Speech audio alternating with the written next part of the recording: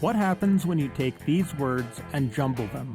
You get a television show, but not just any television show. The first show anyone thinks of when they hear the words Jimmy Neutron. For a show about a big brain boy, it's kind of ironic that it's the perfect show to just shut your brain off and go, "Funny monkey."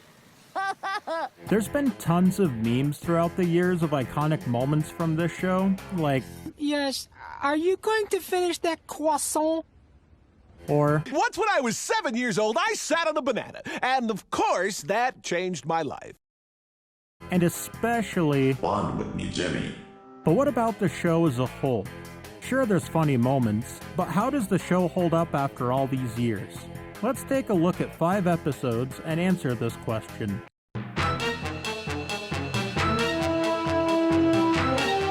Boy, what a way to start this list off. This episode was hilarious, and a bit creepy. We start off with the boys running in slow motion, using a time-changing thingy. Then Jimmy's dad comes out from his house to tell the boys he's gonna start doing jokes with his new wooden dummy, Flippy. Say hello to Flippy, too! He's just like Flippy 1, except not completely destroyed. He does some Neutron shenanigans, and this scares off Sheen and Weezer. "So, Flippy, how you been lately?" Not so good. Some bees tried building a nest in me this morning. "You really? You call a beekeeper?" Yeah, but I got a buzzy signal. Hey, look at the tag. Yeah, I just remembered I have to be someplace other than here. Guys, wait! Hugh does a couple more jokes, and Jimmy is cringing internally. Now, I thought this would be the whole episode, Hugh just doing terrible jokes with his dummy, and it kind of is. And I'm not gonna lie, I probably would have enjoyed it if it was that. But this is Jimmy Neutron we're talking about. We gotta get scientific. Jimmy is nervous that his dad will be a big embarrassment at school the next day. He puts a chip in Flippy that links to his dad's brain and makes him 512% smarter. Now, I really like the moments in this show where Speen... That, my friends, is a funny chip. So now that there's a chip inside Flippy, Jimmy is slightly more confident that his dad won't be as cringe. It cuts to the next day at school, and then we're greeted to probably something infinitely more cringe than whatever Jimmy's dad would have done with Flippy without the chip in his head. Is how you reattach the coolant manifold of a 12-year-old high-breeze air conditioning unit. I thank you. That's my dad. And then Hugh comes into the picture. How much better is Hugh at his routine? It's so great to see all these smiling faces, isn't it, Flippy? Yes, it sure is. I haven't seen this many teeth since Miss Fowl came back from a sale at the Denture Depot. Ah, can't you just smell the learning? Wait a minute, that's Butch. Dude, do you ever shower? Then the episode gets weird. The chip not only links into Hugh's brain, but it's also able to suck his brain out into Flippy's head, turning Hugh into a mindless zombie. Hey, am I talking too fast for you? You need a Wood-to-English dictionary? Let's go! Oh yeah, your boy is sleeping mid-to-night. Jimothy Neutronium, of course, does not want this. And then he tries to stop Flippy. I said take a hike, Junior! Just let me hold him. Wow, I did not like that. Flippo drives away into the forest to do or worse things to Jimmy's dad so he can be a real boy forever. The boys follow suit, and you're probably wondering how they stop him. Jimmy, realizing that it's his dad's brain and his dad really likes ducks, goes, Flippy, look! A flock of pie-billed grebes! Really? Ah, look at all the duckies! Flippy gets distracted, Sheen tackles him, and then Jimmy shoots the chip with the laser. All in all, that was enjoyable. I laughed pretty good throughout the episode, and I don't regret watching it.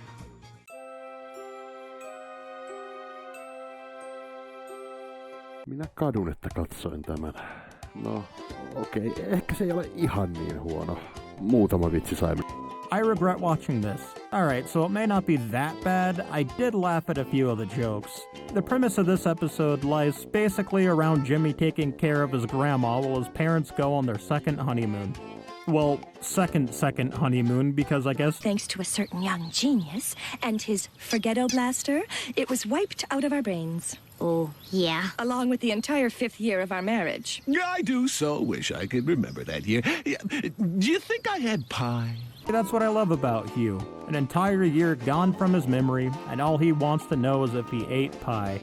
His parents drive off telling Jimmy not to do any weird experiments on his grandma, and so that's exactly what he does.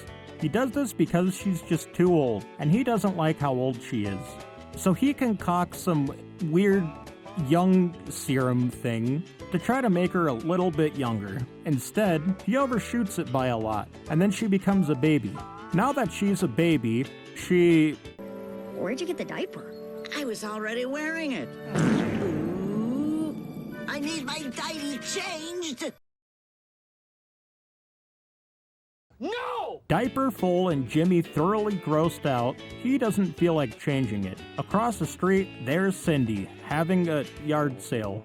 He goes over to her and asks if she can help change her diaper. Cindy, horrified that Jimmy is in care of a baby, reluctantly agrees. They go to the diaper store to get diapers, and then they draw a crowd because Jimmy's grandma just can't stop talking as a baby, because I guess her brain didn't get younger. Everyone knows babies can't talk. That's right. Because if we could, the video tubbies would be canceled so quick, it'd make their head aerials spin. Everyone around the store drops everything they're doing and stares at the talking baby. I mean, how couldn't you? It's a baby that's talking. So everyone in the store drop what they're doing and start obsessing over the talking baby.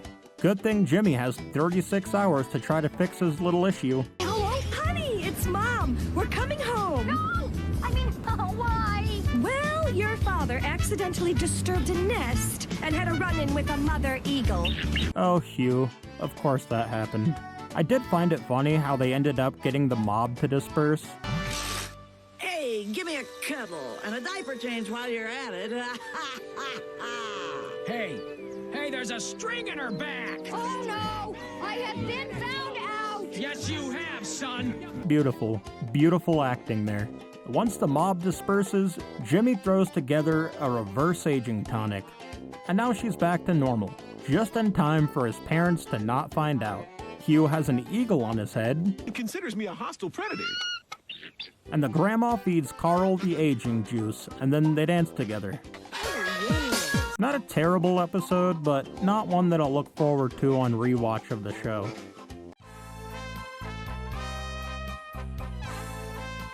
Now I love this episode, and watching it again has made me love it again. Remember Sherlock Gnome? Now you do. Sheen's $53 Ultralord, trust me, that'll be important later, went missing, and all he needs to do is find the culprit.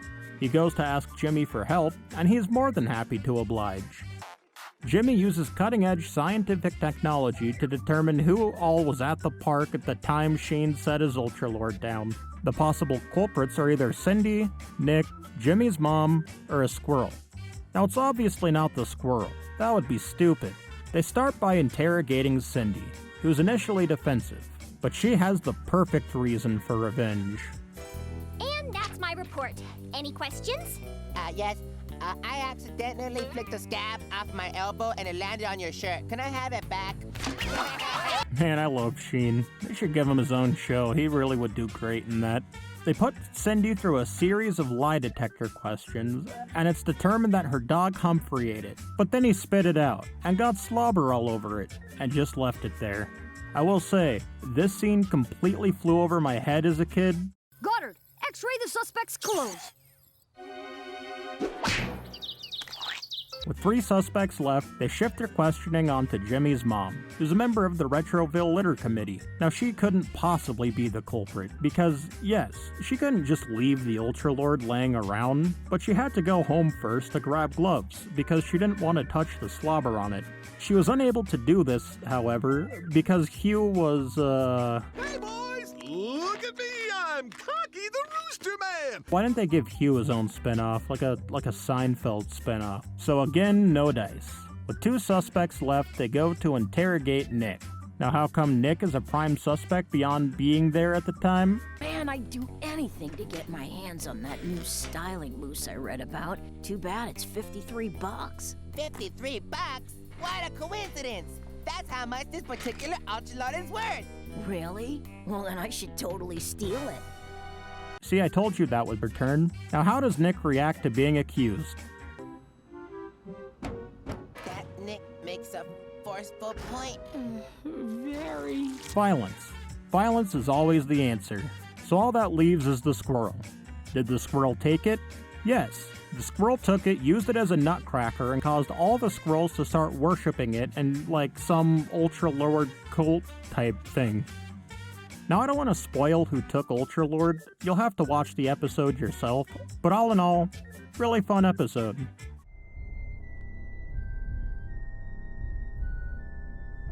Oh yeah, spooky time. This episode is all about the Phantom of Retroland. The Phantom of Retroland is a ghost with a hunger for people who appear there after midnight.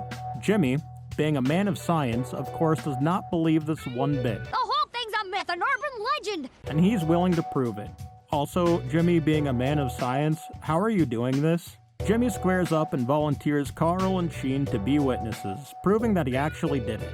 Now it's nighttime, and Jimmy's parents put him to bed, and Hugh, for some reason in this episode, is obsessed with pies in alphabetical order.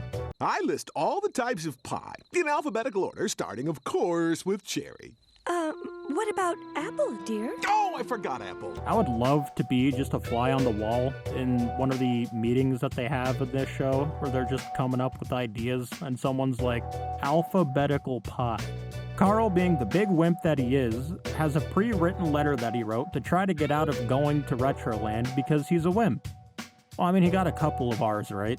Jimmy catches Carl trying to weasel his way out, and before Carl can react, he whisks him away to Retroland. They get to Retroland, the clock strikes midnight, and... holy crap, he's real. Now they have to escape, so they get into the pendulum ride and break the bars holding onto it to let the ride swing freely. They hit the Phantom of Retroland, and it reveals that it was just Nick in a costume. They confront him before, holy crap, he's real. But Goddard doesn't buy it, so he removes the black cloak to reveal Cindy and Libby. Man, good thing he's not...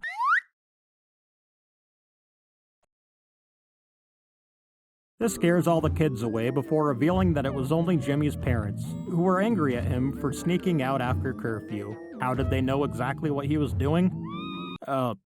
Yes.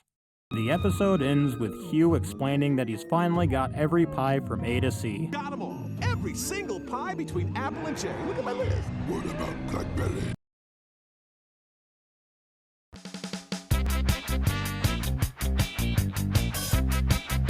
This is actually one of my favorite episodes, and probably still is.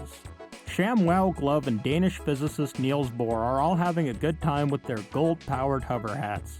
But then Sheen has to kick a bee's nest and use up all their power trying to fly away from it. Now having no gold anymore, the boys need to get jobs to make money to buy more. And that's where McSpankies comes into play. In here, you meet Skeet, and he's probably one of my favorite characters in the show. He has this hilarious ongoing thing where he's constantly talking down to Jimmy. You're supposed to push the buttons with the pictures of food on them? Don't need to, Skeet. I memorized the prices and did the tax and change in my head. Oh, okay, Mr. Magic Man. I also did not hear you say Big McThankies from McSpankies to the customer. Gangster. It even gave us one of my favorite scenes in Jimmy Neutron. Hey, dude, you missed a spot. I got it. Just a little sodium chloride. Actually, dude, it's salt. That's what I said, sodium chloride. If you don't know what salt is, maybe mop duty's too complicated for you. I love the gag of Sheen calling out insane orders and Carl just somehow understands what he's talking about. Give me a pilot on water skis with a flaming teepee. Traveling. Now these two, they're in the zone. Jimmy and his enormous brain is not fit for the fast food lifestyle. And after being a burger, he's fed up. And he decides to upgrade the restaurant, and this works. And the place is a futuristic utopia by fast food standards. He installs things that let you scan your tongue and it'll tell the machine exactly what you want, and then you'll get your food in 45 seconds. Now this seems like the perfect restaurant. That is until you learn about the self-correcting customer satisfaction tool that rates how happy the customers are. everything's going great. Customers are happy, we get a Boldy jump scare, and all's good, right? No. Enter Jimmy's dad, and all he wants to do is go to Taco Shack. And he's really talking about Taco Shack. He's tacoing about Taco Shack. So much so that he starts singing the Taco Shack theme song with a ukulele that he pulled out of somewhere. Taco, taco, taco shack! Yeah! Best singer in America. Oh, yeah. And the restaurant detects this, and it doesn't like it. So it needs to correct the satisfaction of the customers. Now, I think it's weird that the restaurant will go haywire even if it's just unsatisfied, like it has to be perfect. Otherwise, it'll make all the customers unhappy on its own to lower its own satisfaction rating for some reason. I never got that. But anyway, how does it plan to make everyone more satisfied? By lifting up off the ground and melting the Taco Shack with hot grease or cheese or whatever that stuff is. And then it decides that no place that sells food is safe, destroying Pizza Planet, the Big Pilgrim, and then it's going on to the grocery store. So Jimmy stops it from destroying the grocery store by having Goddard scan his tongue into the restaurant's fast food scanner, and having it determine that it wants a burger cooked so hot, the only temperature that it can get that kind of heat is the sun. And then aliens show up. Once those aliens showed up, I knew my life was complete. I went to bed. So then it flies into the sun and bursts into flames. Now being a husk shell of its former self, it gets taken over by aliens. And these aliens want Skeet because he's the employee of the month. And they start out on a mission to hunt for Skeet. And then the episode ends. It just kind of ends on a cliffhanger. But I mean, what are you going to do? It's an awesome episode. Get some awesome memes out of it. I definitely think that it's one of the episodes of Jimmy Neutron. Yeah, that was definitely an episode of Jimmy Neutron. I'd say the show definitely has held up perfectly fine over the years. It's a great time to just turn it on and watch a bunch of people do some stuff.